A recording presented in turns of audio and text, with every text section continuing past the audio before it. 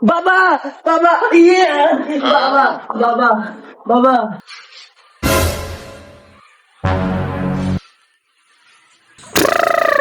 কি হয়েছে তোর বচ্চ? বাবা আমার 3.5 বছর হয়ে গেল, এখন তো আমার বংশে প্রদীপ জ্বলছে না। বচ্চ, তোর আমি সমাধান করে দেব।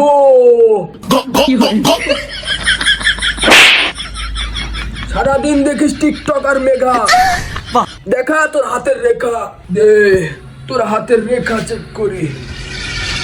হং চিং লিং চং চং ছু। এ কি রে সালার বেটা শালা, সারাদিন হ্যান্ডেল মেরে মেরে তোর হাতের রেখাই শেষ করে দিয়েছি।